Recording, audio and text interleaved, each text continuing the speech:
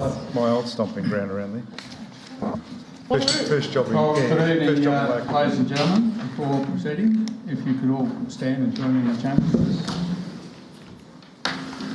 I'd like to acknowledge the traditional owners and their ongoing commitment to the land on which we meet today, the Tasmanian Aboriginal people, and acknowledge their elders past and present. Could you please bow in the council prayer? Almighty God, we humbly beseech thee to vouchsafe thy blessing upon this council. Direct and prosperous deliberations to the advancement of thy glory and to the true welfare of the people of the city of Clarence. Amen. Thank you. Remind all present that this meeting is being broadcast live on YouTube, and what is said in this meeting is not protected by privilege. There is a link to the agenda papers on Council's website. Declare the meeting open, and note apologies from Alderman Von Berto, who's on leave, Councillors Edmund and Kennedy. Item 3, are there any declarations of interest of elected members or close associates? Thank you. Moving on to item 4, it's a number of items we'll deal with in one omnibus motion at the end. We'll just go through them one by one. First of all, that the confirmation of minutes on the 15th of August as circulated be taken as read and confirmed. Secondly, Mayor's communication, I'd like to table the significant meetings and attendances from myself, Deputy Mayor, and representing the Mayor over the period, Alderman Blomley and Alderman Mulder. Councillor Mulder, thank you. Mr Mayor, just to add to that, on the 18th of August I also represented you in the City of Clarence, the Hobart Cenotaph Vietnam Veterans Day service, and I also attended the Leonard Valley RSL in a similar role later that day. So there's some events that haven't been captured in this diary entries document. If they could be added, that would be appreciated.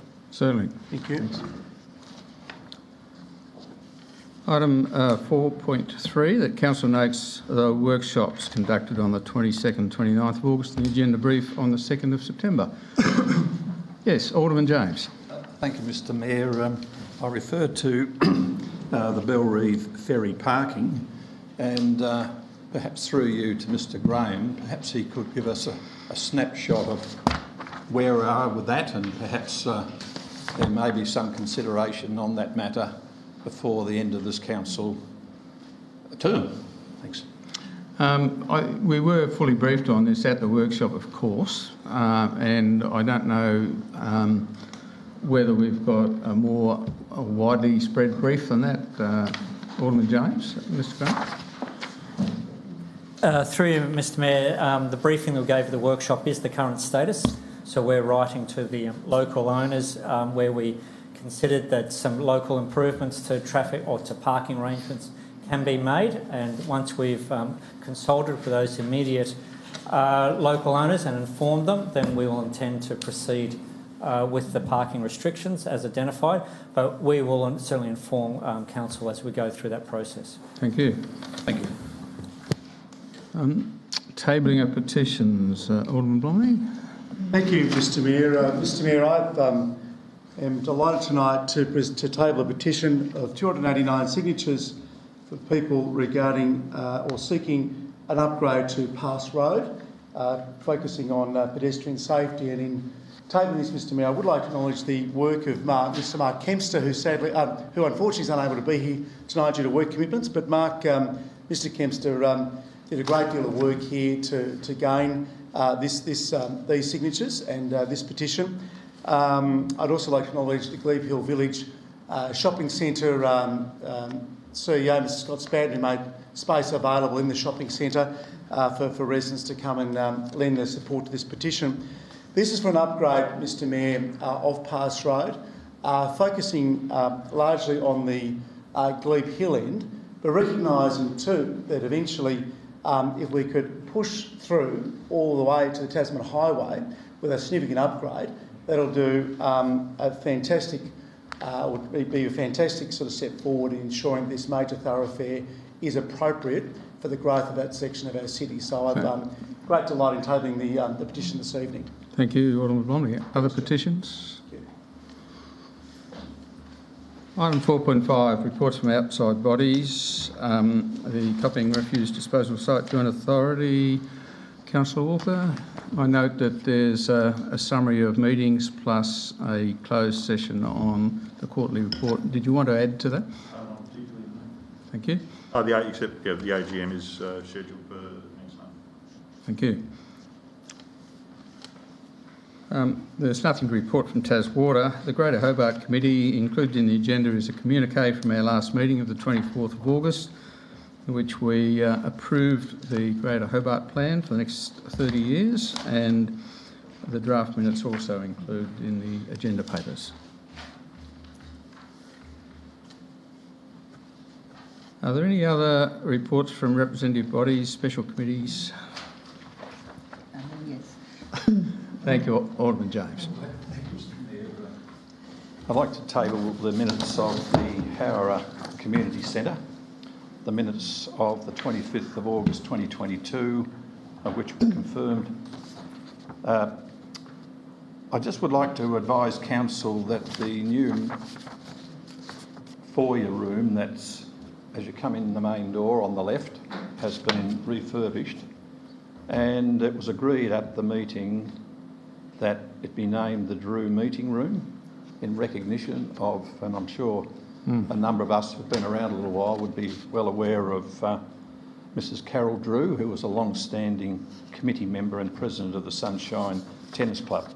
So I just would like to have that on the record, Mr. Mayor, because it's quite a fitting and in recognition of Mrs. Drew. Thanks, Stuart. Alderman James. Councillor Chong. Thank you, Mr. Mayor. I provided copies of the Youth Advisory Committee meeting on the 31st of May, the Cultural History Committee on the 1st of June, and also a summary from the Bicentennial Planning Committee. Thank you. Other reports? Thank you. And item 4.6, that Council notes the information contained in the weekly briefing reports of the 15th, 22nd and 29th of August. Alderman James? Yes, Mr. Mayor. I'd like to refer Council to the weekly briefing record of the 22nd of August 2022 and two items. Firstly, Marsh Street steps and stormwater outfall.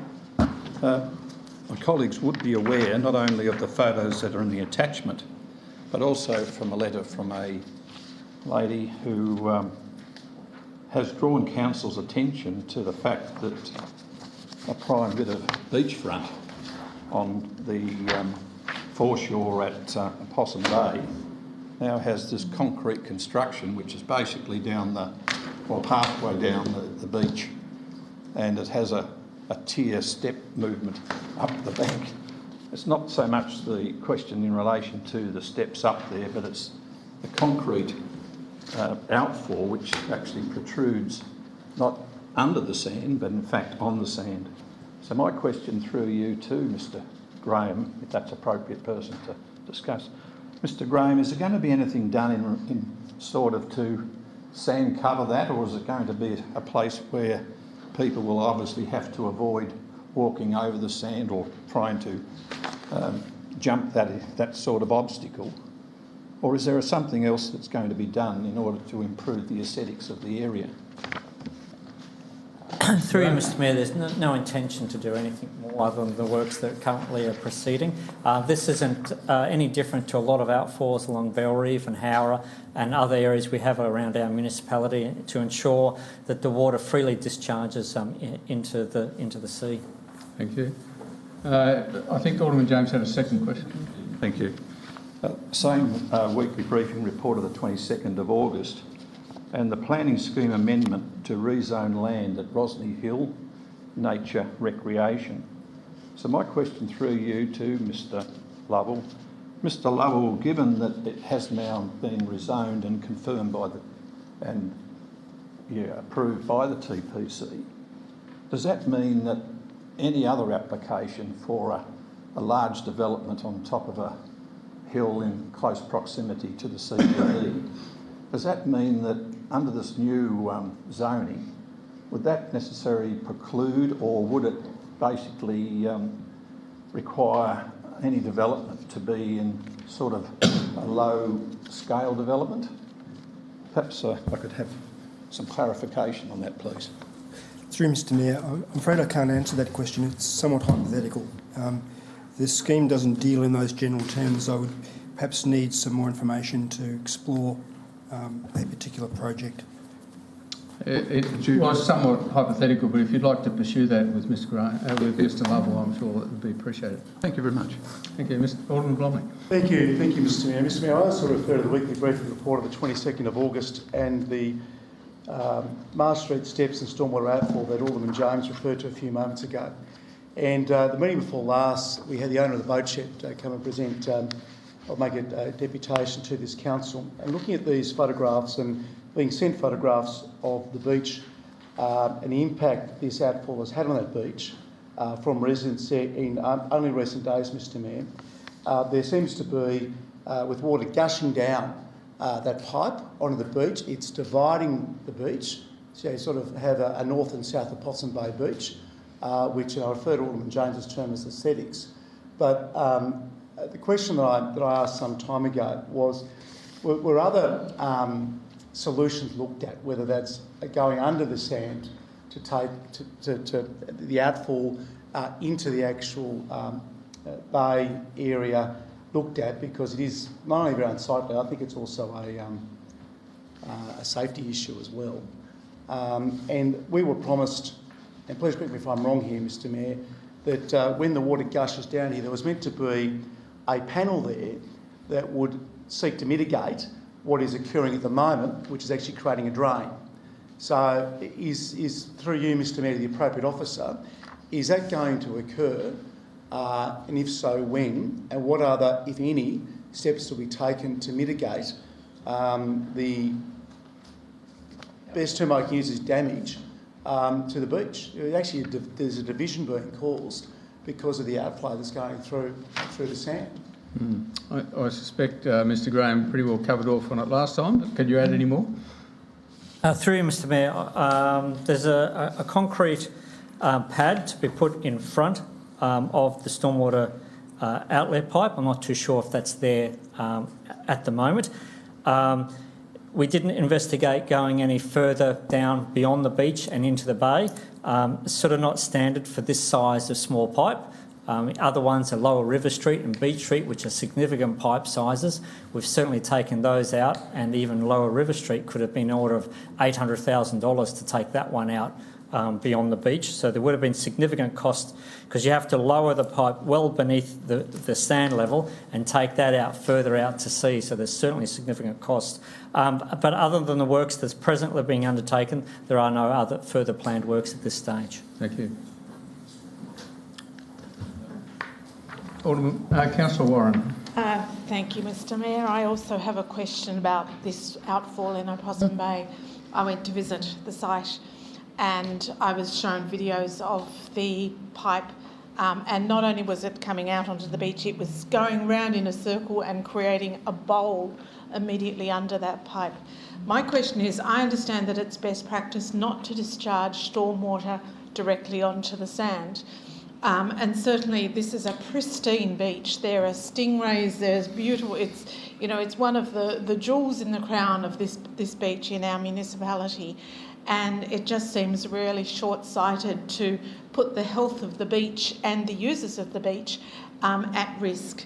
And yes, I'd really like to see a better solution that pumps the stormwater, which is really dirty, out into the bay. But I would also add that the occasion of the video that I saw where the water was churning around had been cross-referenced with the Bureau of Meteorology rainfall for that day, and it was quite low. It was like 15 millimetres or something. So if we're looking at a significant storm event, then I think we're going to see a much worse result. So let's have this on notice that this is probably going to need a better solution before long. Thanks, Councillor Warren. I think Alderman Pearce, did you want to add to this? Same topic here. Now, maybe I'm wrong, but was this the area that was had to be done by a ratepayer? Is that the steps by a developer, I should say? Yes, as such. And far as I know, what he's done is what was required. As far as I know, he didn't have to do anything else. What is actually there is what was required. So he's actually done his job. Is that correct? Can someone answer that? Through you, Mr Mayor, this was part of the DA for the improvements along Marsh Street, and the developer has undertaken what was approved by council, essentially. Thank you. Councillor Myler. I thought wastewater was the topic of the night, and we haven't even got out of the end of the briefing because I'm on the same topic, but a little bit broader in terms of all our beach outfalls. And I would and my question really relates to the officers, and it relates to a briefing that we had on the contamination of Harrah and Bellareve Beach. And there were the expert engineers who were saying that not only is the erosion an issue, particularly in stormwater events, but there is also a lot of contamination, and a lot of that is coming from the hard tack as we go through individual developments and through roofing. So my question really is, does council intend, in terms of these beach outfalls, to give some serious consideration to the proposal put that these things should be going into a bio-detention ponds to avoid both contamination and erosion?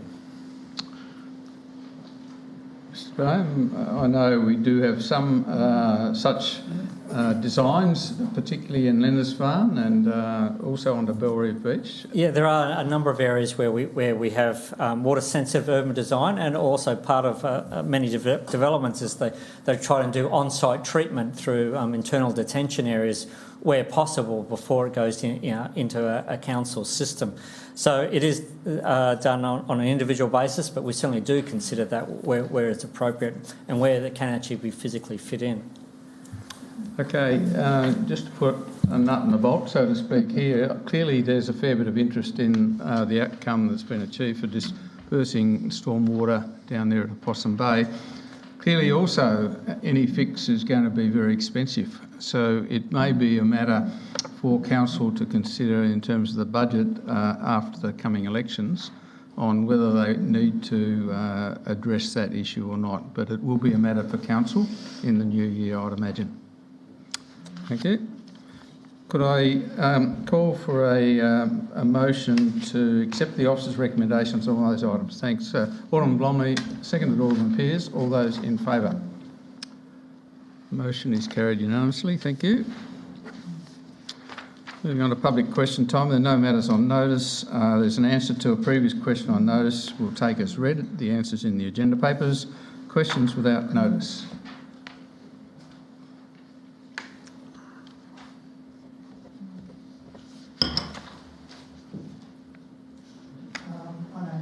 Marsh, live at 32A King Street, Bellareve.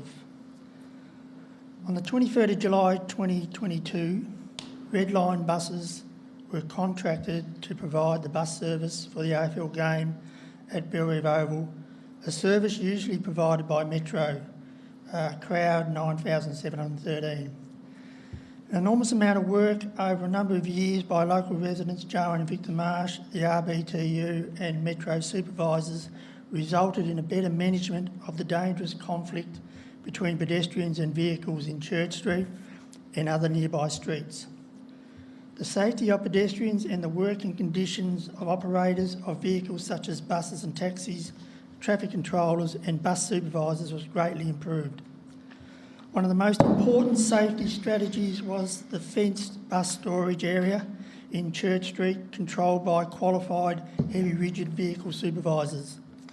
The traffic management diagram for July the 23rd provided to residents show that a fenced 6.5 metre wide bus storage area forms part of the traffic management plan for 2022 AFL games.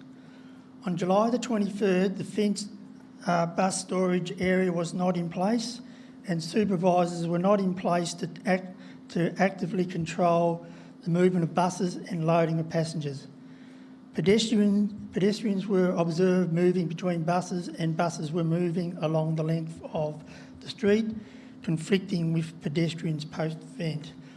I just want to make this point. Mr Marsh, you have the opportunity to ask. This is very important. You have the opportunity to ask a question, but this is not the occasion to make public statements. Could you please ask the question?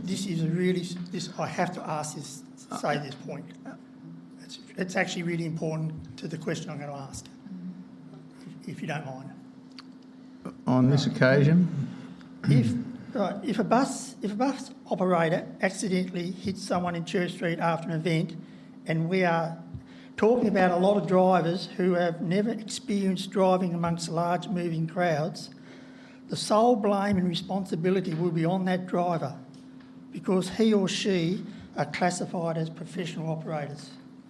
So my question is, what explanation can the Council's BOP committee representative give for this failure to adhere to the traffic management plan?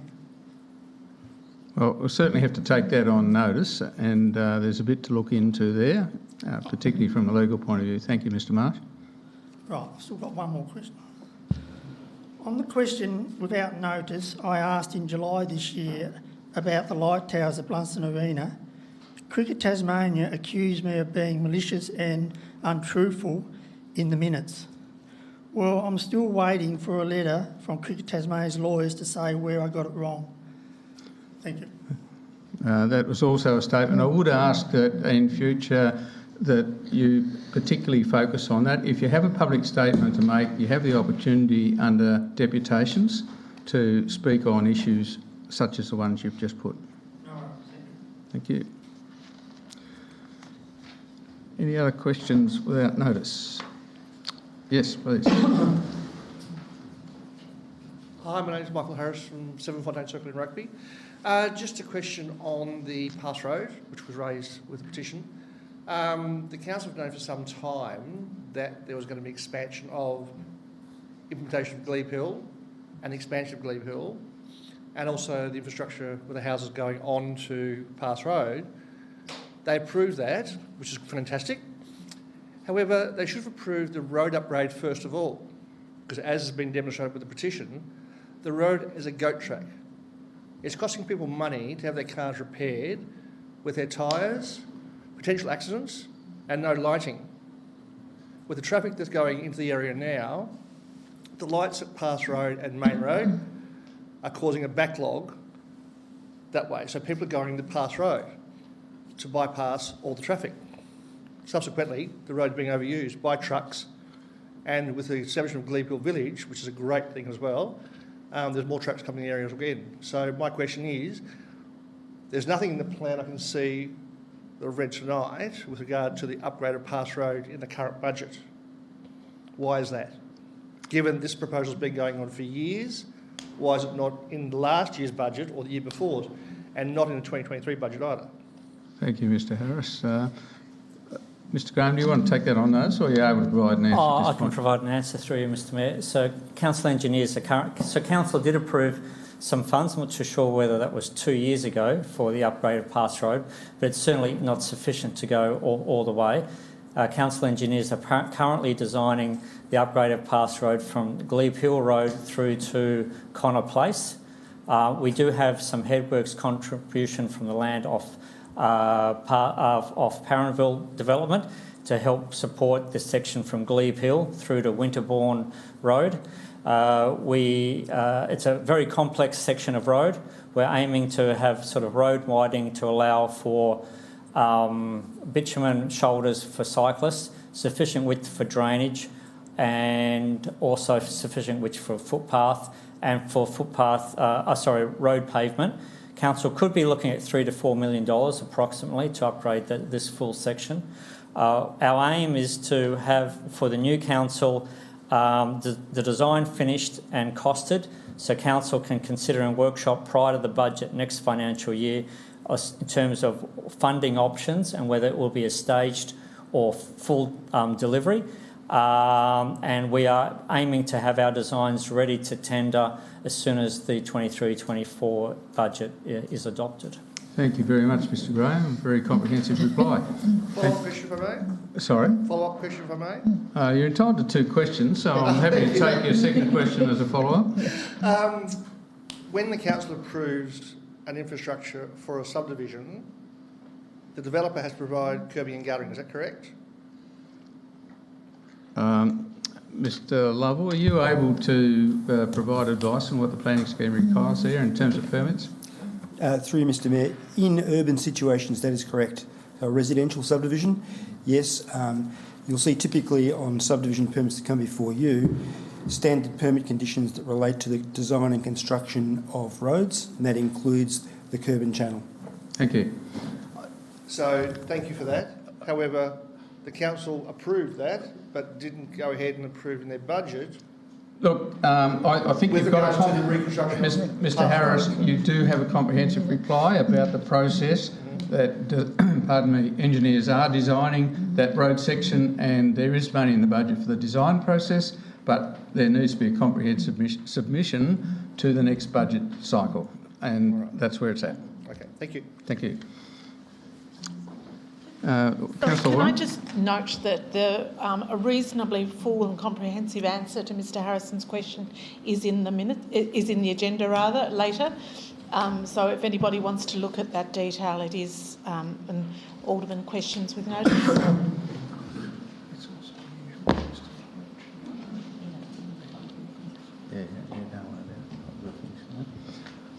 Certainly, I think that's quite a reasonable request. If we could, Mr Graham, if the...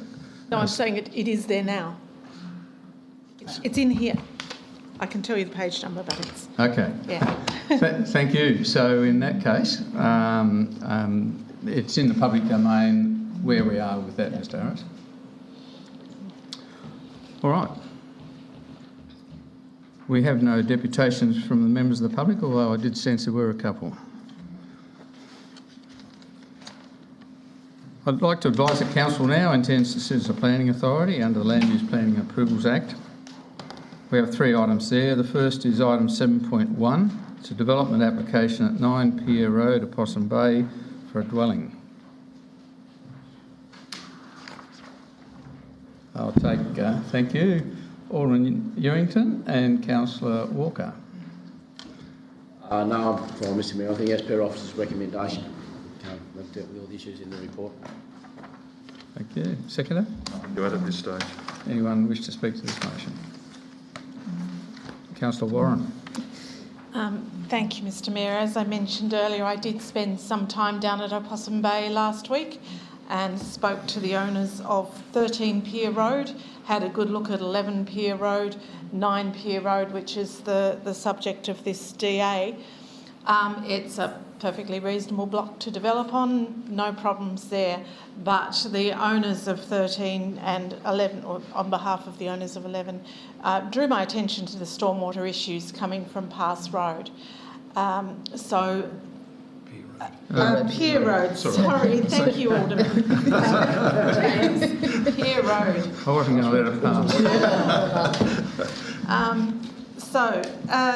There are some stormwater issues. The stormwater from Pier Road is running through the property. Again, as I mentioned earlier, the owners have been very diligent and actually cross-referenced their digital photographs with the Bureau of Meteorology rainfall for the events, and with only quite a small rainfall, there is a significant amount of water flowing down the steps outside their property. So I was pleased to see in the response to this that our officers are going to investigate that. But the point was made to me that there's a significant roof area for this new development, and the trench that's supposed to catch the stormwater would fill up pretty quickly with the amount of water coming off that size roof. So I know that the conditions say that it has to meet the requirements, but I suspect that I just wonder if that investigation into the existing issues in that area had been done before this DA was recommended for approval, whether the same recommendation would have been made. And I just think that we need to be very careful with this. The stormwater currently runs off all along that area. There's been a significant collapse of the cliff a little further along, which is also quite recent. So I think that we are having to address those issues. So I don't have any issues with the DA itself. I do have concerns about whether the stormwater management plan will be sufficient, and I'd just like that to be on the record. Thanks, Councillor Warren. Other speakers? Right, reply, Alderman Ewing. Thank you, Mr Mayor. But the motion for recommendation is for approval, subject to conditions and advice. All those in favour? Against? The motion is carried. Item 7.2 is a development application at 115 Drithy Point Road in Rugby. Thanks, Alderman Warren. Alderman Ewington. Seconded. See how you missed that one up. I'll be glad when the legislation changes to make us all standard again. Yes. Alderman Ewington. Look, no, only I'm not saying, Mr Mayor. I mean, look, it's at the moment it's a pretty degraded piece of land that's got a bit of a few issues there in relation to material that needs to be tidied up.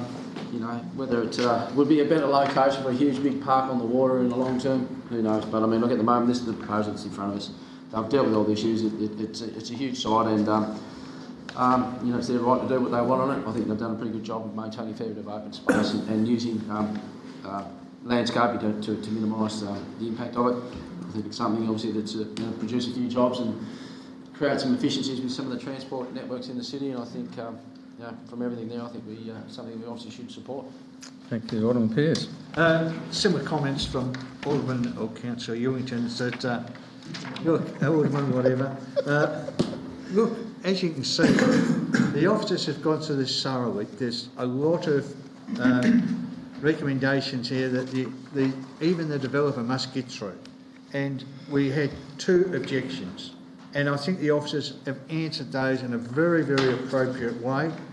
2 objectors, a couple of objections, but the answers they've answered those in a very appropriate manner, I believe. So I believe this motion deserves our support. Thank you. Other speakers? Alderman Blomley. Oh, no, I'll defer to Alderman Jones. No, you're clearly on your feet first.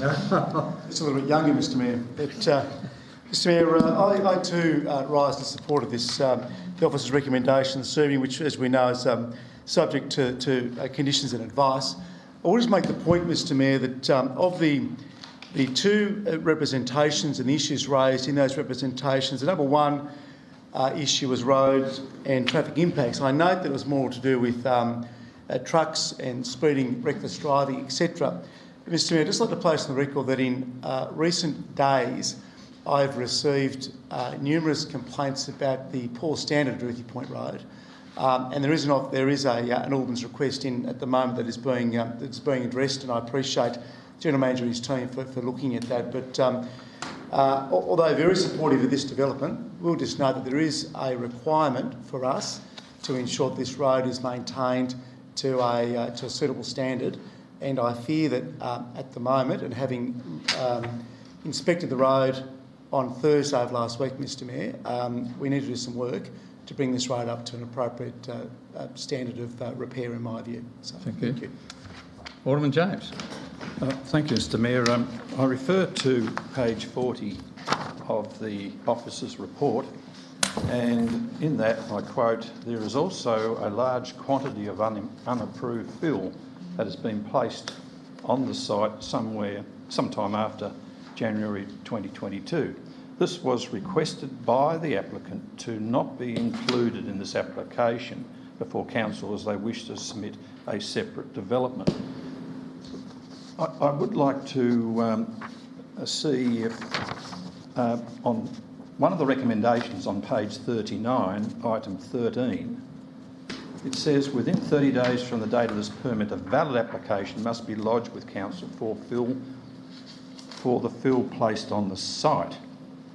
Alternatively, that must be removed from the site, having regard for any requirements from the Aboriginal Heritage Tasmania. So my question through you to Mr Lovell. Mr Lovell, item 13 of the condition, is that the same sort of reference to the large quantity of unapproved fill that has been placed on the site some time after January, and that request has not been included. So is it one of the same, or is it another request from the Aboriginal Heritage Tasmania? I just want to seek clarification on that, please. Through you, Mr Mayor, yes, it is the same fill that we're referring to in the report. And the reason that it's a condition is there is a nexus between the fill that's been placed there and what's going to be developed on the site. If I can just add a bit more information to this, the applicants have since been back in contact with us, and they understand the urgency of it, and they're making arrangements to lodge the application to deal with the matter. Any other speakers? Alderman Ewington, right reply? Thank you, Mr Mayor.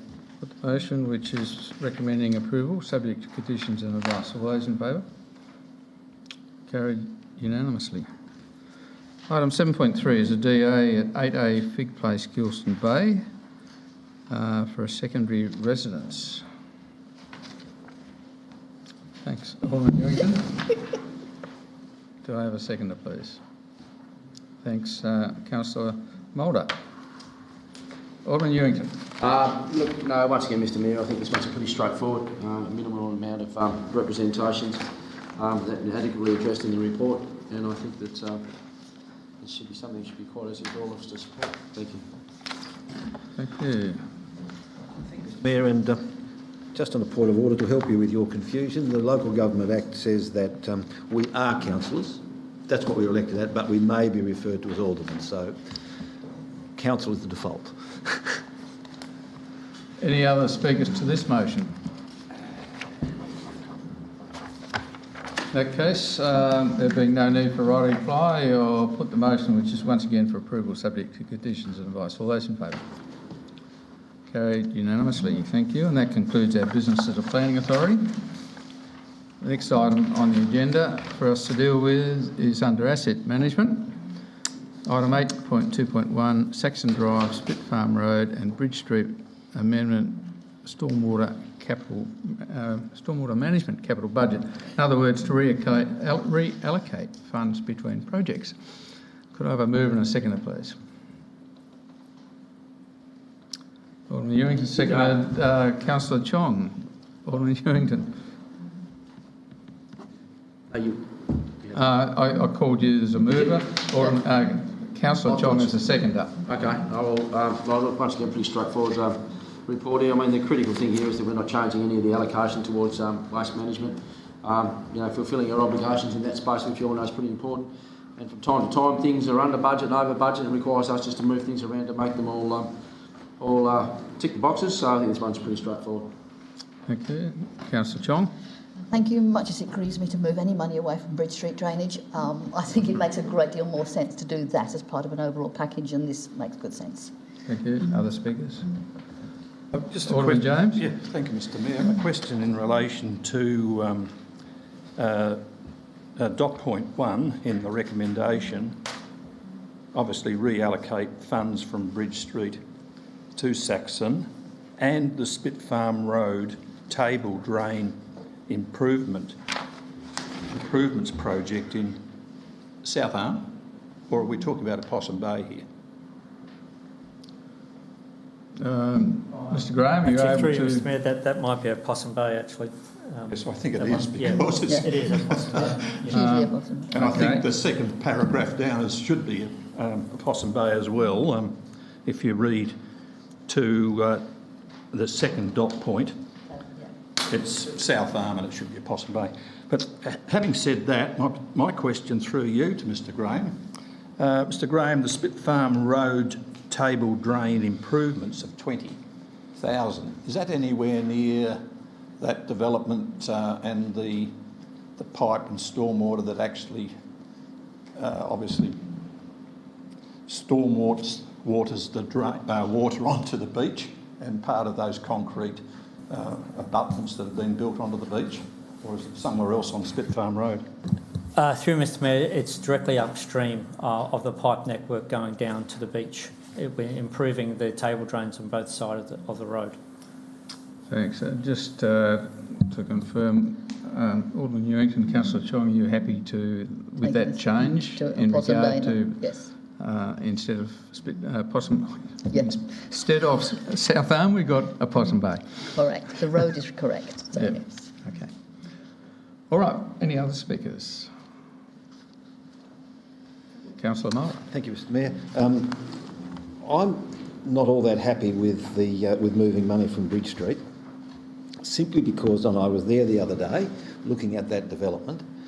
Council's gone into Bridge Street and it's got all the water running through that particular place. To be honest with you, that whole Richmond catchment area is basically a lagoon when it starts to drain. So we've got to be very careful, I think, about moving money away from those things when, in fact, that money is desperately required. There was a drain I had a look at the other day in Wellington Street. For example, that's not a drain. That's a trench cut into the bottom of a lagoon that fills up every time it rains. And I have yet to come across any engineering report that advises me that water is capable of running uphill. Okay. Any other speakers? Alderman Pearce. Thank you, Mayor. Look, I'm a bit like Alderman Mulder there. Honestly, the trouble we have with stormwater, and we're taking money away from one stormwater project for another stormwater project, surely we could save money somewhere else or delay something somewhere else. I mean, it's only $70,000. And look, we've got problems in 7 Mile Beach, we've got problems here, there and everywhere, and we're taking money away from what I believe we need to be doing badly, is stormwater. So I'm not supporting this because I believe we can get money from other areas. It's not a lot of money. It's not a lot of money, so let's find some money somewhere else and get all these projects done. Thanks, Alderman Pearce. Other speakers? Councillor Walker. Just for clarification, obviously there's a budgetary component when it comes to stormwater. I'm just wondering if, through you to perhaps engineering, whether there's also some capacity considerations that need to be brought into mind when we prioritise at the moment as well. Mr. Graham? Yeah, that certainly is the case in terms of resourcing. We're ready to deliver the projects which we're allocating the money for. We're not ready to deliver the Bridge Street improvement works this financial year with the resourcing and what's been adopted for us to deliver and the carryovers from last financial year. Thank you. So just for a complete clarification, this isn't penny pinching, this is just about streamlining, for want of a better pun, the necessary works in an order that they can be achieved. Thank you. Any other speakers? Right, reply, Alderman Ewing. I was just going to. Obviously, we all should be reluctant to, take money away from a project that's already allocated there. But I think with this one, the need to do Bridge Street as a whole is critical, and the need to actually finish projects that were started is critical. Hopefully the resourcing issues and the COVID slowdowns and all those things will make it easier to plan these things out in the future. But I think it's the right thing to do at the moment. Thank you. So the motion is that we go ahead with those reallocation of funds. All those in favour? Against? The motion is carried. Item 8.2.2 is a draft Clarence Plains Master Plan. Councillor Chong. Thank you, Mr. Mayor. Do I have a seconder, please? Thank you, Councillor Warren. Thank you, Mr. Mayor. Look, I would be really keen, and I'll be honest, that I would see this out for consultation. Although we allocated money for this in the 1920 budget, it had been discussed for a number of years prior to that. And in 2020, we approved mode and sea change to actually undertake the draft master planning exercise. Since then, there's been extensive review done, both of the original work that Mode did, but also consultation through the community. As recently as a couple of months ago, the draft that we're looking at now to go out for future consultation had been gone through with key stakeholders. This community, as has been mentioned several times tonight, is seeing huge change. And it's really important that we get the master plan in place, because we can't retrofit, as we have seen in other places, these things afterwards. If we look at the key elements, and they're listed quite comprehensively in the report, you can see what a wide-ranging impact this plan could have and how important it is to the development of the whole area. I know some are going to argue that we should wait until the new council is elected, but I think there are several reasons why it should go ahead now. Firstly, and for me perhaps most importantly, community expectation. We've talked to the community about this master plan for years, literally years. And the people that we've talked to and the people in that community want to see this master plan put in place because they want to see what the direction for the whole community is going to look like. On a more prosaic note, I suppose, if we don't consult now, realistically, if we wait until we have a new council in place, we're not going to go out to consultation until the new year, because as sure as eggs is eggs, we are not going to be consulting over Christmas. We've learned that's not a very good thing to do. We are definitely going to be going out probably early 2023. And by the time we do that and we get back any consultation results and workshop them, whatever the new council does, the likelihood of something getting into the 23-24 budgetary process is pretty minimal. And that means if there is something that comes out of this consultation and the master plan that's a quick win for us, that's a really good thing for that community, they could be waiting another year before anything gets done. And that's not reasonable to expect. We've already talked to the key stakeholders about this plan. They're really keen for us to go out with it. I think we need to get this out into the community as quickly as possible and give the new council, whoever that is, something to work on when it comes back. Okay, Councillor Warren. Thank you, Mr Mayor. I certainly support this. I think that we've managed to clarify the position or the role of master plans over the last few weeks. I know a number of people around this table, including myself, were confused about that it was like a project and you start one and you go through and you finish it and then you start the next one. And we're now aware that that's not the case. The master plan is the framework to say this is the way that we want this community to develop, so that we're not developing in an ad hoc way. And we're very unlikely to start at the beginning and go through to the end. We're more likely to do a bit from this master plan, a bit from that master plan.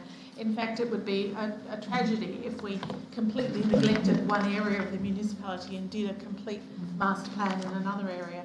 And I think that's what we're seeing a little bit here.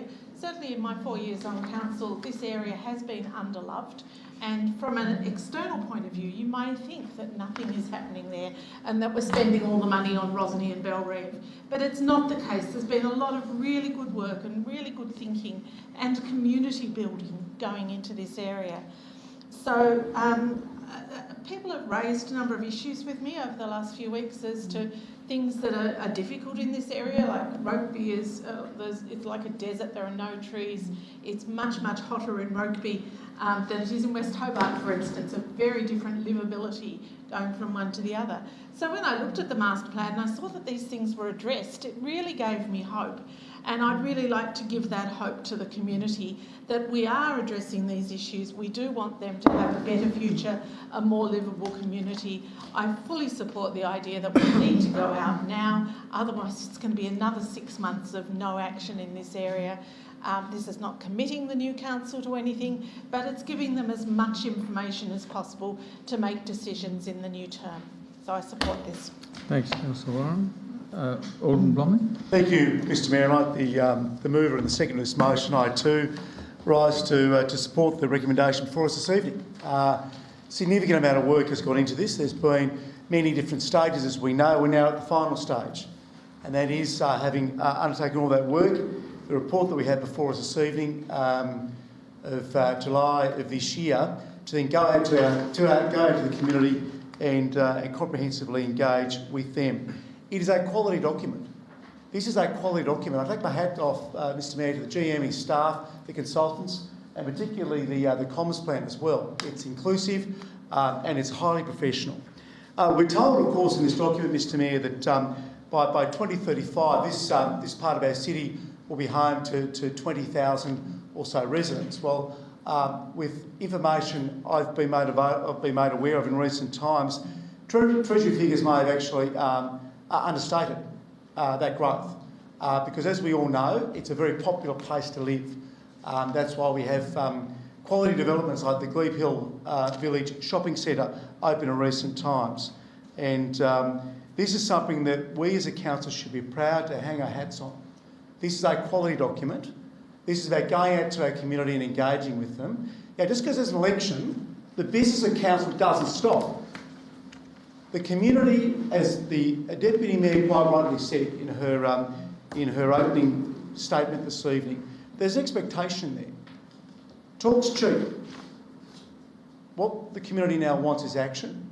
This is action, Mr Mayor. Let's endorse this final stage of this process and let's get it underway. So the new council, whoever's sitting around this chamber in 2 months' time, once that information comes back to them in a workshop, we can then endorse the master plan and ensure that we do everything that we can in our power to ensure that this special part of our city is well looked after. That's our responsibility. Thank you, Alderman Bonner. Alderman Pearce. Thank you, Mayor. And I concur with the last two speakers because I really do think this is one of the best master plans I've seen. And I think it really does need to go out there and get consultation on it. And, you know, I've criticised a lot of master plans in my time, but I think this is really a great thing for this area. And we know it's a very popular area. It's going to be a really growing area in our city. So I certainly support this master plan, this recommendation, Mayor. Thank you, Alderman Pearce. Other speakers? Alderman James. Thanks, Mr Mayor. It is a in-depth and detailed presentation to this place, and the consultants, Mode and Sea Change Sustainable Solutions, which is quite a mouthful, to say the least, have done a very, very detailed and comprehensive submission for us to consider. There's 100 pages in this particular master plan. That's a lot of pages.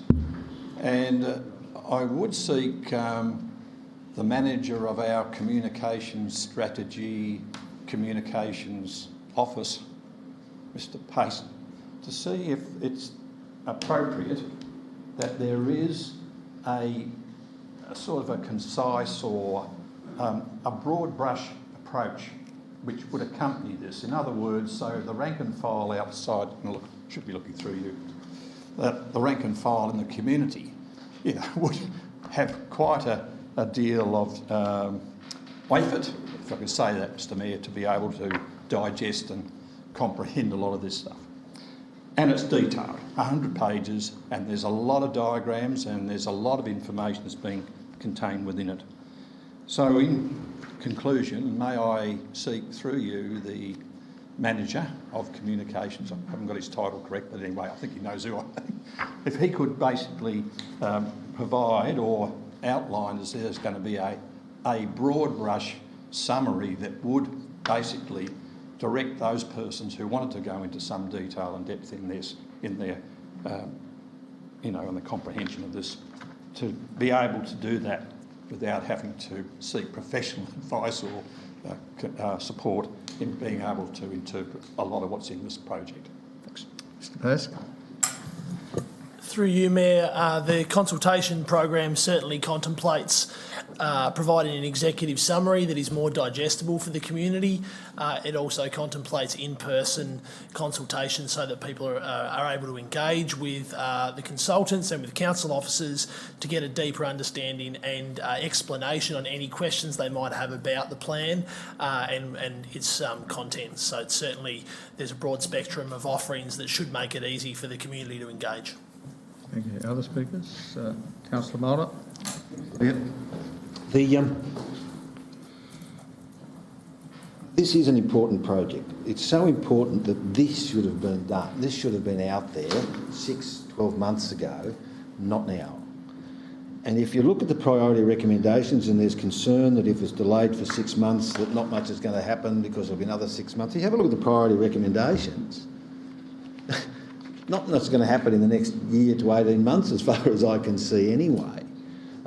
Because these are all, establishing things, developing partnerships, putting propositions to people, and they're all important work of a master plan. But it's not like if we give this a tick off that in February we're going to have bulldozers and grazers and planning applications and new.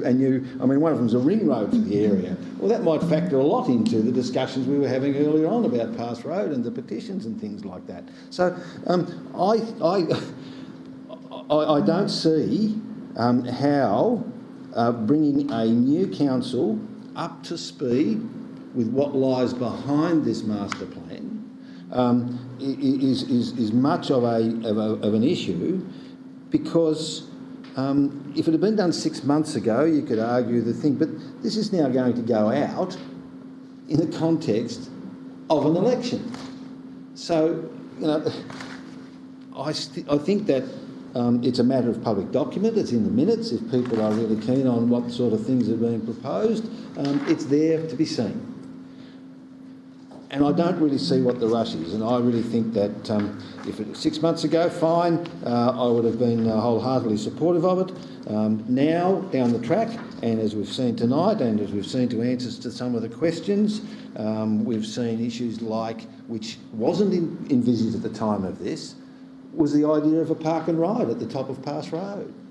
Those sorts of things will factor into the consultation, and maybe we need to just quietly retune the brief to bring it up to date before we go out and consulting, because nowhere in here are those couple of projects that I actually mentioned, yet they will be a significant component of whatever goes on in that particular area. So I'm all for waiting and giving the new council an opportunity to come on the journey with us, and maybe to put some more ideas in to the priority recommendations that are coming out there, because I think there might be some room to tweak that, given the fact that this wasn't before us a year ago. Thanks, Councillor Mulder. Other speakers? Councillor Walker. That really only leaves me. So the number of 20,000 was brought up as far as growth. That's pretty phenomenal.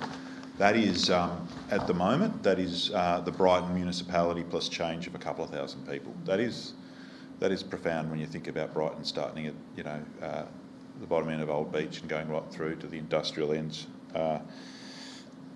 past Pontville as well. So a document of this nature is totally warranted as we head towards this stage, and again I commend the work done by Mo. I remember the discussions around them being appointed, and I think it was the right appointment, as was the work that's been done subsequent to that. Mr Mayor, I note the comments of Councillor Mulder, and I guess when we talk about how we involve or commit another term of council, front of mind for me is somersaulting a council, is sort of on the way out going handballing a $10 million little notice of motion as you walk out the joint. This isn't a surprise. This is a train that has been coming down the track for a very long time, and this isn't even the first stage of consultation. It's the final stage of consultation, and again, consultation is not adoption. You can't hit a kill switch. To paraphrase the IT crowd, you can't just turn this on and off at the state of an election. You've got to keep things moving forward, and I believe this is one of the things that is totally and entirely appropriate to do so, because it is setting something that's already well on track to just keep going along, and the findings of that will be a matter for the future council, but to impair that happening and to do that for other similar projects, I think makes the business of sustainably managing the change that we're under just that much harder. So that's us, and that's the new council. So I'd ask my colleagues to reflect on that. I'd ask them to reflect on the capacity and the strength and the robust nature of the documents to hand, and I would seek the endorsement of this going out for that final stage. Any further comments? Right reply, Councillor Chong. Thank you, Mr Mayor. Look, a number of people have mentioned the quality of this report, and I think that there is no denying the work that's gone into this and the work that the community have engaged in to get to this stage of this report. I think it would be deleterious of us to say we don't want to play in this because we're too close to an election. As Alderman Councillor Walker mentioned, this has been on the road for a long time. This has gone out for consultation several times already to get to this point. And I think it's really important that we agree that it goes out final consultation tonight, so that as it goes out and the information comes back, the new council, whoever that is, has really good, up-to-date, relevant information to make future decisions on. I seek my colleagues' support. Thank you. So the motion is that we approve the draft Clarence Plains Master Plan for consultation. All those in favour? Against? The motion is carried. Moving on to governance, item 8.4.1. The recommendation is that we receive the quarterly report to the 30th of June. Thanks, Councillor Chong. Seconded, Councillor Warren. Would you like to speak to the motion? Reserve my right in case anything I need to talk to. Anyone wish to speak to it? I'll put the motion. So, Alderman James, you wish to speak to it? yes, I do. Thanks, Mr Mayor. I'd like to refer to page 22 of the A Well-Planned Livable City, Stormwater Management. 2.7, undertake major stormwater upgrade at Beach Street, Belrive. Finalising design and tender. Further design has been required for the outfall. My question through you to Mr Graham. Mr Graham, is that our $5 million or $6 million project, or is that unrelated? Through you, Mr Mayor, that is that project. Good. Okay, well, thanks. Okay, since we have now confirmed this is the project that we've all been waiting for, can you, Mr Graham, advise us when tenders will be called, and will we have the opportunity, or will there be the opportunity for many contractors to actually apply, or has there been any sense that this project will be undertaken as soon as the tender is let? Through you, Mr Mayor, I believe there's an answer in the minutes in terms of a previous question on the time frame, and I believe we explained we're intending to advertise this open market at the end of this year. Thank you. Yeah. Another question, if I may, on page 25. Construction of the DDA ramp access at the Harrah Bowls Club. Now, I imagine it will be to Mr Graham again in his capacity as Manager of Asset Management or Engineering Services. Are you able to provide a cost on that project, and how was it funded, please? Through you, Mr Mayor, that project was funded by state government directly to the club, but I believe the grant might actually be coming through to us, so it has no council funds. From memory, it could have been $30,000, and I'm not too sure on the current status of that project right at the moment, but I can find out and advise council. Thank you. All right, no further speakers. Put the motion then that we receive the quarterly report. All those in favour? Carried unanimously. 8.4.2 is the report on the Clarence City Council Master Plans. Alderman Blomley. Thank you. Do I have a seconder? Thank you, Alderman Newington. Alderman Blomley. Thank you, Mr Mayor. I rise in support of the officer's recommendation before us this evening. As colleagues will recall, it was my motion on notice at our 4 July meeting that put in train the document and the briefings that we've had since that time, particularly the presentation on the 18th of July, some 2 weeks following that notice of motion. Mr Mayor, can I just place on the record my appreciation to the GM and his staff for what has been a comprehensive report and really thorough overview of master plans that we have on foot at the moment, some 30 plus. I think it's been, as Alderman Warren alluded to earlier this evening, an instructive process for us all to understand exactly what a master plan is about. And of course, as we know, it's an important part of Council's work as they allow us to plan for the future of the city, but also the multiple stakeholders too, to understand, as we just discussed a few moments ago with regards to Clarence Plains Master Plan, exactly what we envisage for that part of the world and the amount of work and the different projects that it will take to actually achieve that aim. The one thing that I'm most proud of, Mr Mayor, about that motion and the subsequent work and the recommendation before us this evening is the transparency and the accountability to the people of Clarence. Not that it was necessarily a secret before, but this way, of course, there's the quarterly and annual reporting, and also there's the website updates as well. Now, we're privy to that, obviously, through the budget process, but here, of course, every other stakeholder has an opportunity to be regularly updated as to the progress of the master plans and all the other associated issues. We know that no community consultation has been undertaken in regard to the master plan document, and that's appropriate because, as we know from the earlier discussion this evening, as part of the process for individual master plans, community consultation is part of that process. So there's the transparency, there's accountability, there is the professionalism here that we know now exactly where things are at with our many master plans that we have, as I say, on foot at any one time. We're a significant city. I appreciate the enormous resources that go into ensuring that we keep pace with demand. And I commend, Mr Mayor, the work of the officers, but also the recommendation before us this evening. Thank you, Alderman Bromley. Alderman Newington. Yeah, thank you, Mr Mayor. Yes, I agree wholeheartedly with the sentiment of the first speaker there. I mean, the other couple of things I think are critical that, from my perspective, I think we need to add in there. I mean, recently we passed the active living strategy, which dealt with some of the things that are going to have an overlaying impact on some of the further planning that needs to be done in this space. And I'd like to highlight the multi-use, multi-purpose approach to infrastructure development, especially in the sport and recreation space. And also in terms of the all abilities and all ages playgrounds that we've certainly all talked about in the past. So some of the master plans, hopefully when they go to the final design stage, we make sure that those things are incorporated into the plans as they move forward.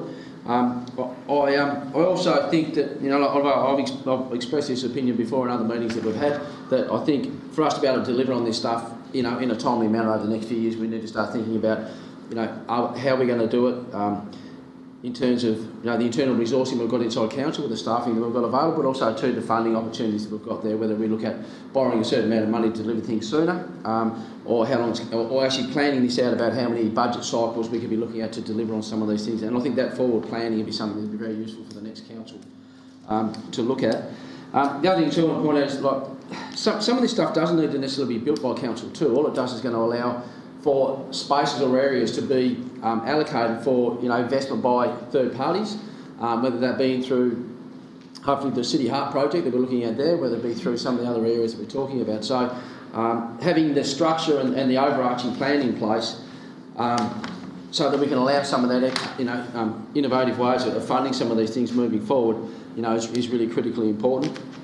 And the bottom line is too with all these master plans, I mean these really provide some of the ongoing opportunities for business activity in our city, and having a plan in place so that the businesses out there that provide services to us, whether it be builders or landscaping firms or the construction firms, it's really critical that we have a ready supply of work in place to make sure that we can keep those people busy, because one of the most fundamental roles of us as a council is to ensure that there are employment opportunities for the people in our city, and I think that's critical to make that happen. So overall, I think it's a lot more transparent. I think it will be a great starting point for the next council to actually sit down and know exactly where they're at. The documentation is to be applauded because it's more comprehensive than we had in the past, and I really look forward to the next council, which obviously won't include me, but I'm looking forward to the next council having a lot more information in front of them to make some really important decisions moving forward. So I think it's a very good start. At worst, if we've gone away with a better presentation of this information for the next council to look at, I think that's been a worthwhile exercise. Thank you. Thank you, Alderman Newington. Other speakers? Alderman James? Thank you, Mr Mayor. I think it's very important that we do get our priorities right, and I think this presentation from the staff has been a good way to start the process. I think at the same time that leading into the new council, then we probably have to, well, assuming if I'm on the new council, if we can reassess and probably look at the priorities of some of these, and just as they have been listed here, and I know they're not in that priority order, but nevertheless there needs, I think, for the new council to be basically well aware of the fact that we have some major structural and infrastructure matters to attend to, and a lot of these proposals that are listed here are very nice to have. They're very nice to have, and we have embarked upon having a master plan for the South Arm Oval, for Tranmere, and also Beltana Park, etc., etc. But there is seems to be a great emphasis put on recreation, and not for one moment am I one to say that we shouldn't be spending money on recreation. But at the same time, I'm hoping that the council, the new council, will be able to look at these projects and say, well, let's get the stormwater, let's get the infrastructure, let's get the roads, let's get all these sort of things that really the community are really calling out for, to get those sort of up the list and have that money in the budget for that particular line of projects. So look, it's great to have. At this stage, there has been no monies that have been basically set aside. The new council, as I understand it, Mr Mayor, will make that determination assessment. But I just would like to make a comment to any of those candidates out there who want to stand for council, and I know and I hope there will be many, because I think that determines what people are interested in providing. Alderman James, bear with me. This is not an opportunity to you address the other candidates. This is an opportunity for you to speak to the motion. Indeed. Thank you for that, and I appreciate your comments. Thank you, Mr Mayor. So look, having said that, I just think that, you know, recreation is an important part of the process, and a lot of these master plans are in that particular category. And I think that we need to move forward and make sure we get our priorities right. Thank you, Alderman James.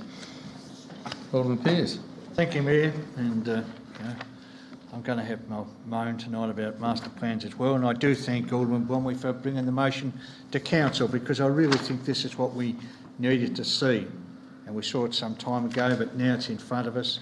And, you know, this is why I go on about master plans. Some of these master plans are 8, 9 years old. You know, have they been prioritised? Have they been budgeted for? You look at it and say no. If they've been budgeted for, it hasn't been enough. So this is what annoys me a little, and I think, you know, the new council has got to have a good, serious look at these. Now, you know, we did a master plan on Beltana Park, and now tonight we're going to take it off the list of master plans. And when I looked at Beltana Park today, I saw a kids' play park, which we all agree with. What's it got? It's got one slide and one swing. And we call it a park. No wonder no one's playing in it. It just needs something else in there to get kids, you know, enjoying themselves in there. So look, as I said, people know how I feel about master plans. I'm a bit like Alderman James. I think there's bigger priorities. We've got to get things near the top, and that's roads and stormwater. I keep saying that. But no, we'll keep, you know, playing around with a lot of master plans. I know they're important. I do understand that in a lot of circumstances, but I believe they need to be reviewed regularly. Thank you. If there are no other... Councillor Mulder, and Thank then you, Mr. Councillor Walker. I agree with the idea of master plans, but I also think that they need to be, and some of them go into far too much conceptual detail, and then they serve, once we've got them on the table, as some sort of restriction about doing anything that isn't in the master plan. Now, we all know, especially after 2 or 3 years, that things change, and what looked like a good idea for a park, Alderman Pearce, actually turned out to be, we then went and built this huge big complex at Simmons Park, which is state of the art.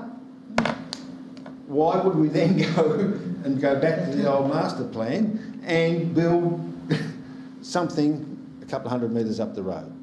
That's the idea. So perhaps the master plans are too detailed. As a concept of what could and should go or might go into those areas, it's fine as a framework. The important things, and those are the things that need to be prioritised, are the particular projects within those master plans. So a master plan, I would suggest, would be never completed, because once you get all the little projects that you might have identified done and dusted or buried, as this case may be, you know, there'll be other things. There'll be other static things. But I really think that we've got enough master plans now, and I'm not too keen on having too many more until we get some of the basics done. Until every road is up to standard, till every footpath, every beach access, all the basic things that we're elected for. The roads, the rates, the rubbish, the stormwater, which we are still struggling with, and until we take a leap, maybe we need a master plan for stormwater, which has some of those things like detention basins, bio-detention basins, and we start to deal with this infill housing and the amount of tack, and the fact that we once upon a time, had soakage trenches in our backyard, and that was more than enough. Now, with all the tins and things, we're funneling this stuff straight into the ocean. So there's a million things that we really need to get up to scratch before we start planning grandiose new projects and ways forward. So I'm all for it. I think we're at an appropriate point now. We need to be very, very careful about creating community expectations about things that we probably won't bother with for another decade. And I think that is the problem that we're facing today. Thank you. Councillor Walker. Yeah, look, thank you for that, Mr Mayor. The Simmons Park Master Plan was unanimously adopted in 2011 by the council of the time. I came onto council, it had a nice, modest playground, like pretty much most of the other places, and I'm glad council looked over that, reviewed that, and upsized it and made it into a real destination. My first experience with a master plan of note in this chamber was the Bellreeve Beach Master Plan. That was a clown car, and I'm so pleased that this council reviewed that and decided not to have the car parks bitumenised all over the place as was proposed, keeping the one on front of the foreshore. And again, we ended up with a really amazing destination as far as the playground and the recreation goes. So master plans aren't set in stone, and it would be reckless to just again be sealing the press and saying this is what's agreed and this is what's going to happen. I want to pay tribute to the staff. A ton of work went into consolidating all this. It's really useful to have everything together.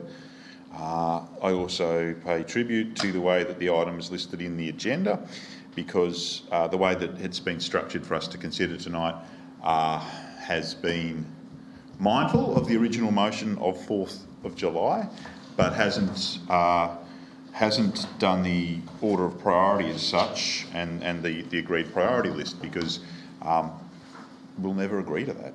Like we can take some bold pictures about when things are likely to happen and how we move them around, but to sort of structure it and do it line by line, coming in at number 33 with a bullet is this and then getting your way down, it just won't work. We had some talk about Beltana Park. Yeah, it pretty much is just a swing and a slide, and you know what, that's fine.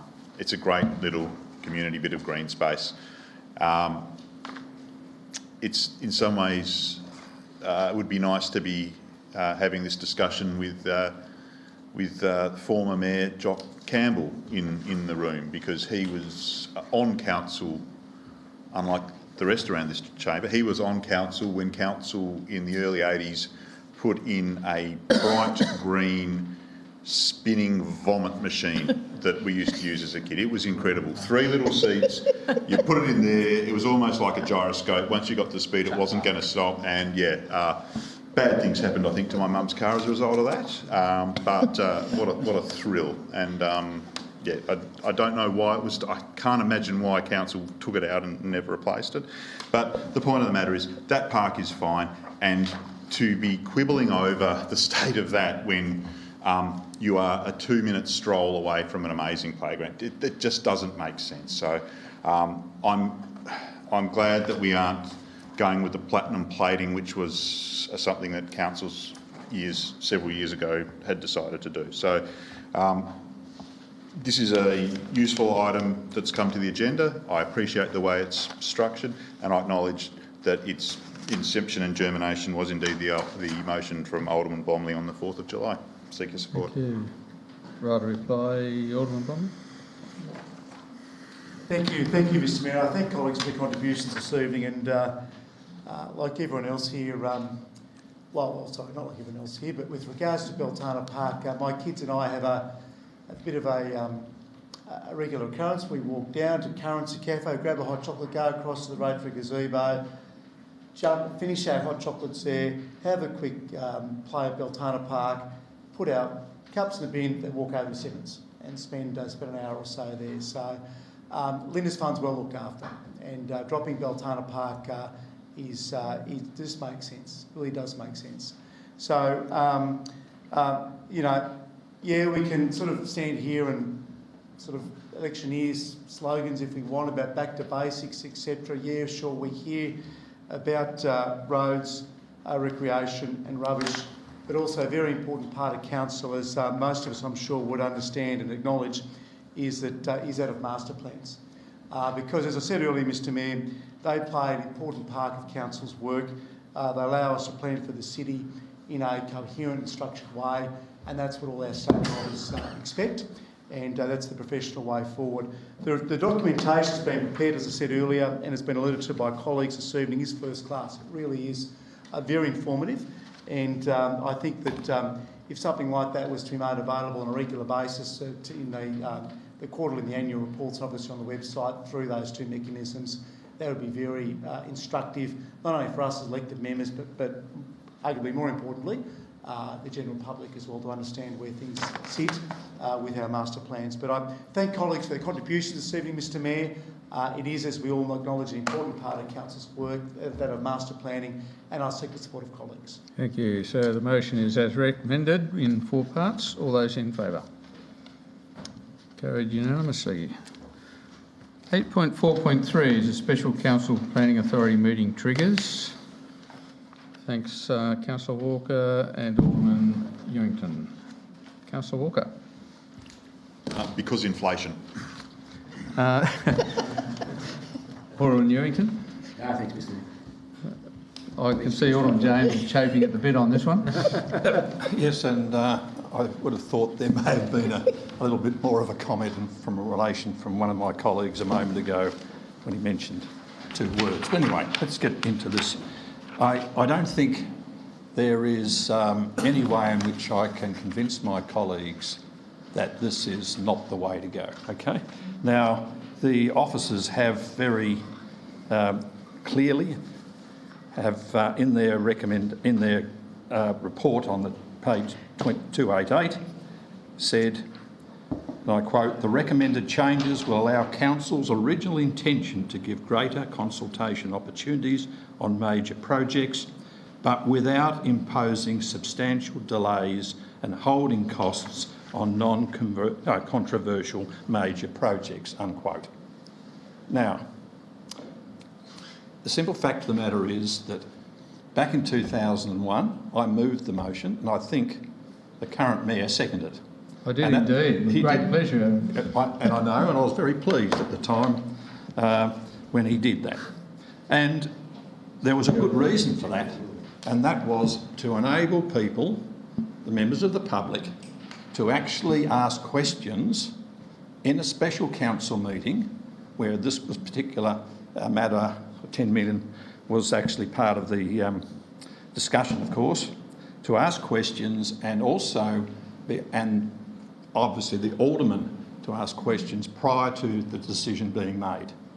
And that was a really important part of the process. Now, I know in this particular motion, the actual recommendation is to kick that up to 25 million, and then the special council planning authority meeting will be activated in that sense.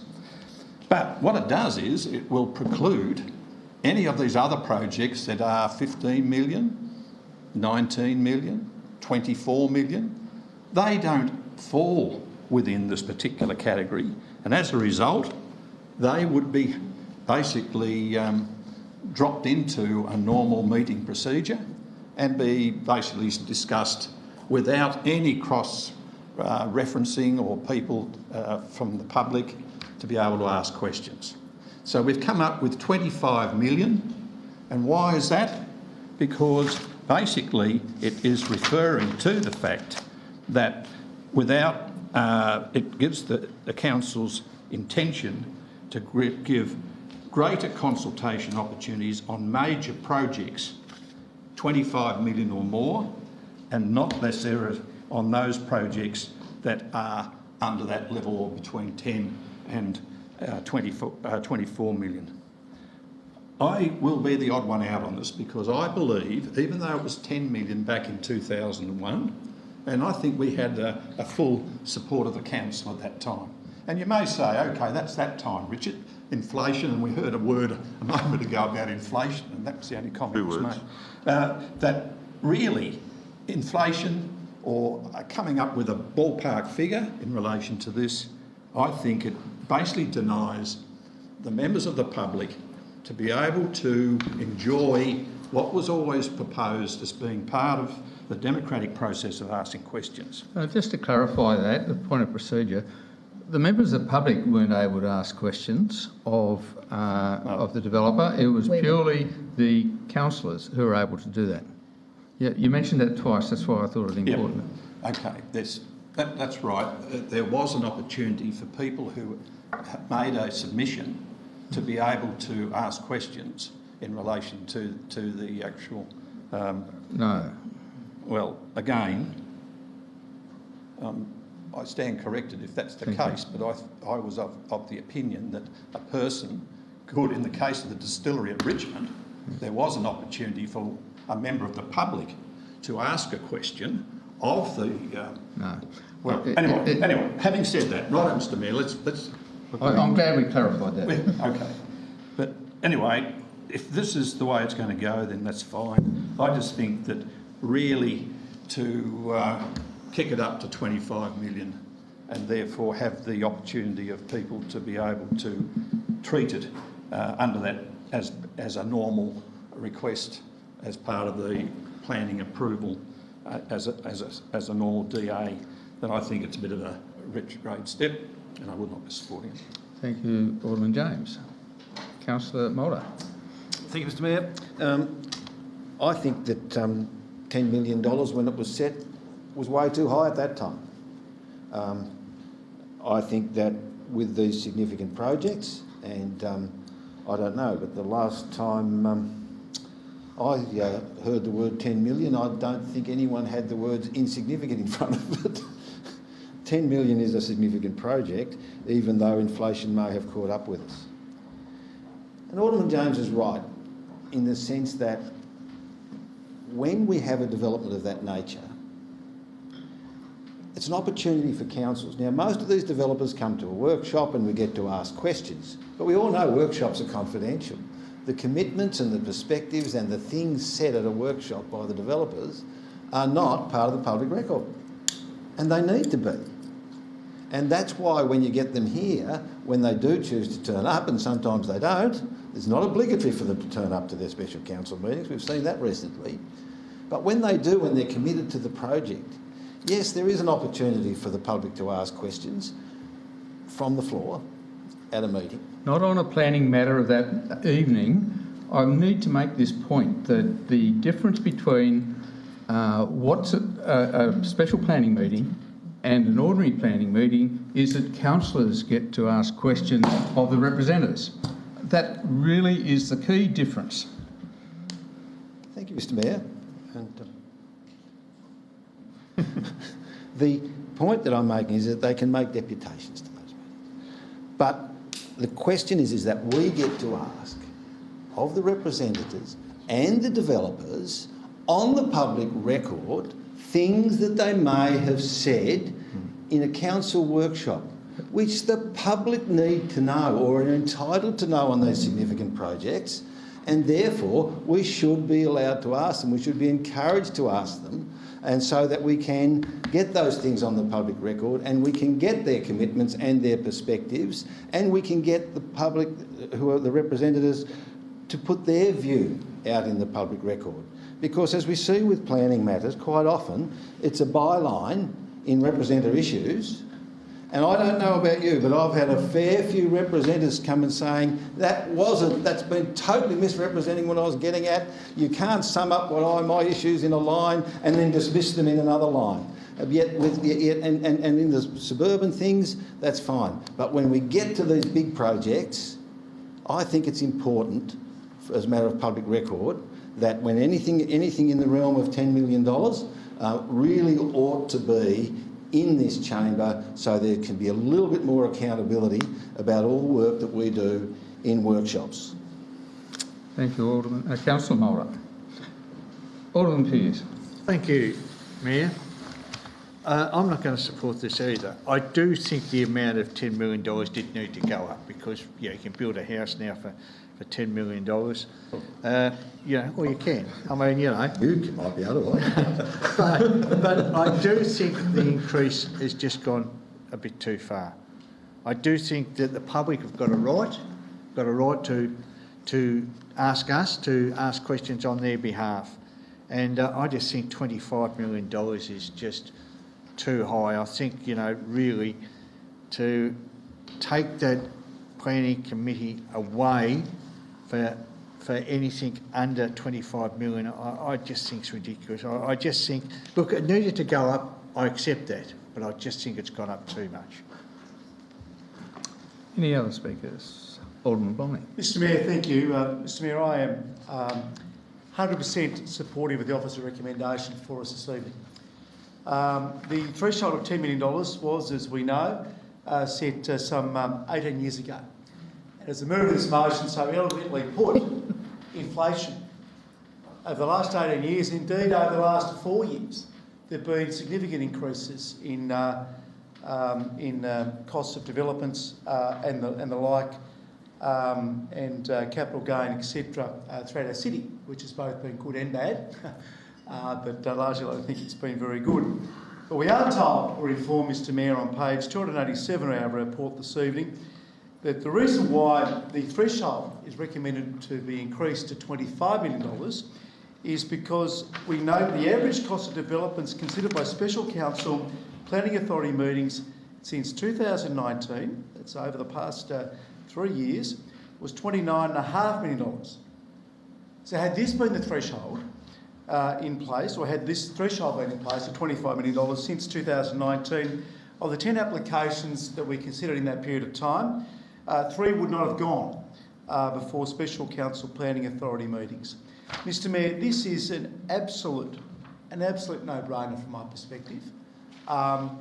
Every planning item that is considered by this council, members of the public have an opportunity to make representations or deputations, or indeed to lobby the 12 of us, Mr Mayor, to engage with council.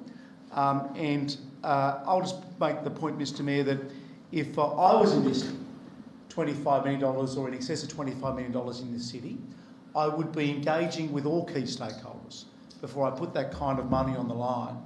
And as we know from recent applications we've received, the vast majority of them have actually been state government. In fact, there's a list contained within our papers this evening. Sure, there's been some aged care and bigger businesses, etc., but the vast majority have actually been, as I say, Mr Mayor, state government, where very few, if indeed any, representations have been received. So, Mr Mayor, this is an absolute no-brainer. I'd also note too, this has been workshopped And my view is let's just get on and support this recommendation and move forward together in a very professional way. Other speakers? Right to reply, Councillor Walker. Look, I appreciate everybody's contributions, and I would actually like to put on record my thanks for the motion that was moved on 19th of July 2004.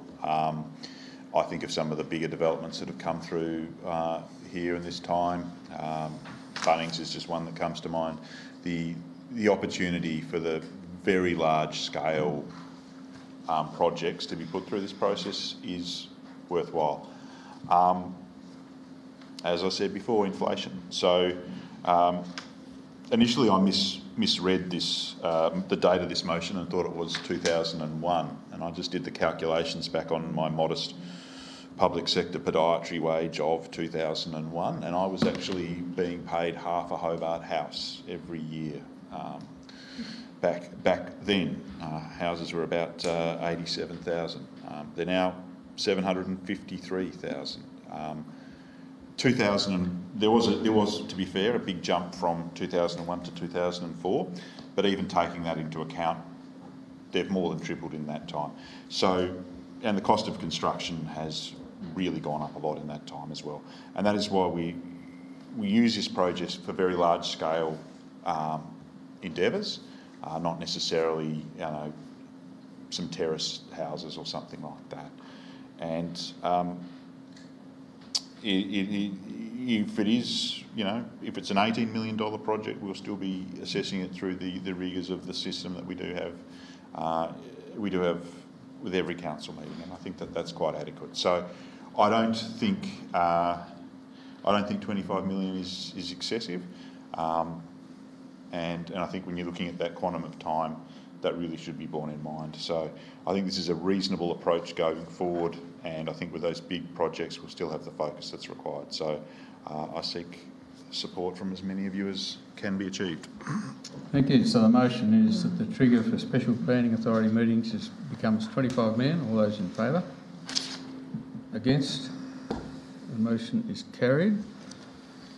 Moving on to item 8.4.4, there's a recommendation that we endorse proposed changes to the Copping Refuse Site Joint Authority rules.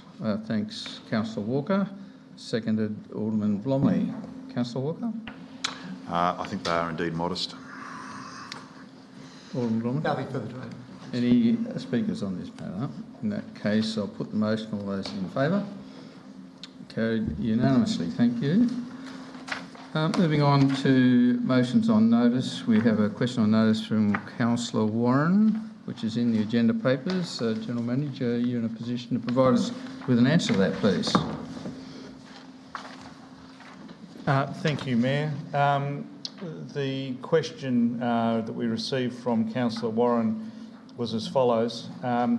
Given the increased traffic on Pass Road with the opening of the Glebe Hill Shopping Centre, the growing population and the poor existing state of the road, can you please advise of the current scheduling of an upgrade to make this road safe for drivers, cyclists and pedestrians? The answer is Council engineers are presently coordinating the design of the Pass Road reconstruction from just north of Glebe Hill Road to Connor Place. This will include upgrading the road pavement, improved drainage, sufficient width for a footpath and a bitumen shoulder for cyclists. Once the design is complete, the new council will be presented with the details at a future workshop, so funding options can be considered for the 23-24 budget. This is so details can be resolved as to whether the works will be staged. Council engineers' intent is to have the tender documentation ready for advertising once the 23-24 budget is approved.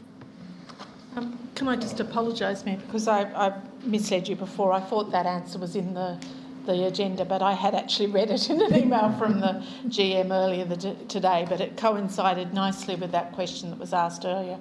So if we could have that fully documented, as always, in the minutes, that would be great. Thank you. It wasn't in the minutes.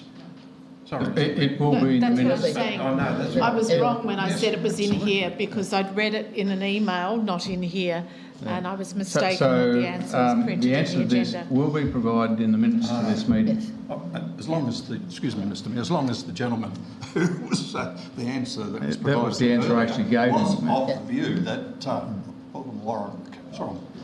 Alderman James, that was the answer I actually gave the gentleman, yes. Yes. Notwithstanding the interruption. Yeah. And it was nice that we had that research already done and were able to give that full reply. Absolutely. Yeah. Thank you for your concern, Alderman James. Thank you very much for the answer. Moving on to 10.3, the answers to questions without notice at the previous council meeting are in the agenda. If we could take those as read and move on to 10.4, questions without notice. And I think Councillor Warren, if I could start with you, please. Thank you. Just one. I was in Petchy Street a couple of days ago and noticed that the parking was end-to-end for the entire length of the street, and this was a weekday. I was actually there on a weekend as well, and there was no such parking. So I would think it was fairly reasonable to link that to the ferry. In our solution that we were looking at to provide some additional 2-hour parking spots for residents, I don't recall that there was anything in Petchy Street. So my question is, first of all, what were there considerations made for Petchy Street? But secondly, we approved a DA in that area a year ago, and I was concerned about the parking at that stage because there were a large number of blocks on a fairly small piece of land. So I think that we have some issues ahead of us in terms of parking. And I just wondered, is there any news on whether that development is going ahead? Take the first part of the question first, the parking. Mr Graham, if you can help us there. I'll have to update Alderman. I just can't recall myself whether Petchy Street might have had actually a couple of car parks in there, but I'm not sure. But I'll confirm with Alderman on that one. And Mr Lovell, are you able to give us an update on the, I think it was 29 units, was it? Through Mr Mayor, no, I can't. I'll follow up on that one too. I'll see where it's at. Thank you. Alderman James. Thank you, Mr Mayor. I am trying to ascertain the timeline in relation to Shambroad's request if it decides to lodge and seek an extension of time. Firstly, it's my understanding that they have to the 14th of October to determine as to whether or not substantial commencement has started. Now, next council meeting is the 17th of October, as I understand it. So, no. Other way around? It's the 17th of October. Beg your pardon? The council, last council meeting for this council is the 17th of October. 17th of October. Yeah. So can I start again and ask through you? Okay, it might be seen as a... No, please keep going. Thank you. As to what is the deadline that Shambroad have to decide to have substantial commencement of the project. Otherwise, if they don't start that work by a certain time, then council has an opportunity to consider the buyback clause. So I'd just like to find out and ascertain from the General Manager as to whether substantial commencement has to commence before the 14th of October. If it doesn't, then council, at its meeting on the 17th of October, could decide to say, well, substantial commencement hasn't commenced, and therefore there's the opportunity for council to buy back. Thank you for the question. Through you, Mayor. The critical date is the 14th of October, and depending on what Shambroad presents to council ahead of that date, will depend on what council might need to do, but those decisions at this point in time will be confidential. Okay. And the second question, I'm entitled second question. Prior to the 14th of October, is it what would happen in relation to another party, obviously seeking to purchase the land and therefore the sale and development agreement that currently council has? Sorry, that's hypothetical and also treads on some confidential information, so I'm not at liberty to divulge that publicly. Alderman Bromley. Thank you, Mr Mayor. Mr Mayor, I was going to ask a question, but just as a follow-on to Alderman James's question, my understanding is that there's a window of 6 months or so post the 14th of October. That gives us time, or both parties, to exercise rights under the SDA. Is that correct? That's correct, Alderman Bromley. Right. Yes. Yeah, thank you, Mr Mayor. Did you have another question? No, that's thank you. Alderman Pearce. I'm glad you clarified that because I was wondering about that. Mayor, a ratepayer asked me today, we had an application from, I can't remember the name of it, Lifestyle Village at Risdonvale there, and we refused it. And they want to know, has anything come back to council, any other further applications come back to council? I'm not sure. I think the facts are that they were seeking a change to the urban growth boundary, but Mr Lovell might be able to help us with that. Through you, Mr Mayor, we have had some discussions with a new consultant only in the last few weeks. Those were of a negotiation kind of or discussion around the issues, so I really think it's probably inappropriate to go into much detail at this point, other than to say there's some progress on behalf of the applicant recently. Councillor Walker. First one to you is, have you put pen to paper or fingers to keyboard in relation to the letter to the Future of Local Government Directions paper? General Manager, I think, might have... Not yet. The intention was to do it this week following this meeting. So we've got the window for that doesn't close until the end of the week or something. I wrote to the review board a few weeks ago seeking an extension of time to the end of this week. Right.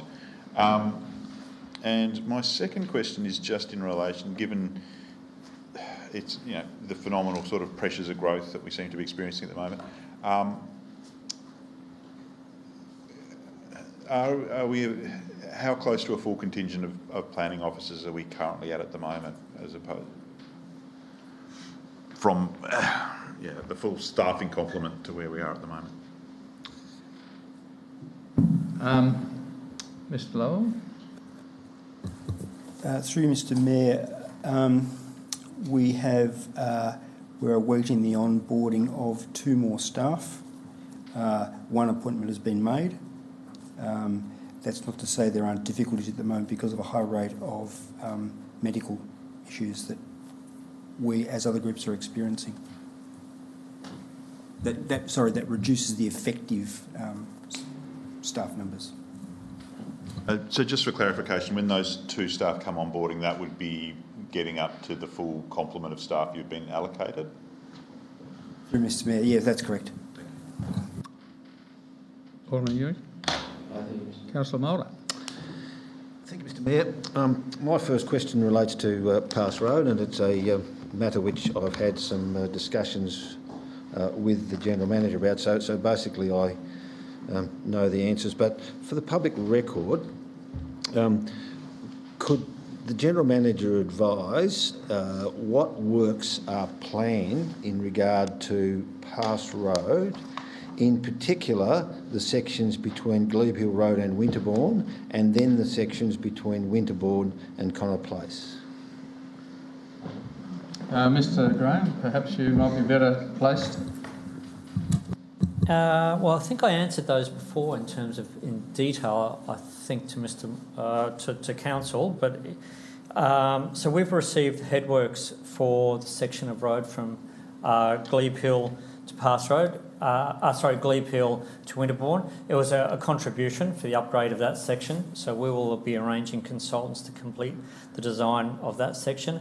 Our engineers are currently designing the section from Winterbourne through to Connor Place, and as I mentioned before, it'll have width for bitumen shoulders for cyclists, road reconstruction, additional width for drainage, and also additional width for a footpath. But all that will be costed with estimates to come to council at a workshop hopefully should be prior to budget time for council to give me direction on where we're considering for funding in the following financial year. Thank you. Mr Mayor, my second question relates to the excellent survey that we did as a result of a motion from Alderman Jones in regards to parking up on Bellareve Bluff in that particular area. Mr Mayor, are you aware that Roads Tasmania were on social just this week trumpeting the fact that they're about to do a parking survey on Bellareve Bluff? And if not, isn't it about time we got our acts together on this thing? Well, I take it you're referring to the corporate me, am I aware? But I'll certainly defer to Mr Graham on that. Through you, Mr Mayor, Council was informed at the workshop that they're doing licence plates recognition in trying to get origin data and that we'll be fully informed of the outcome of that survey. Yeah. Okay, that brings us to the close of the open meeting. If we could shut down the feed, please. Did you forget to ask the Deputy Mayor for any? No, I didn't. She said no. I just didn't hear it.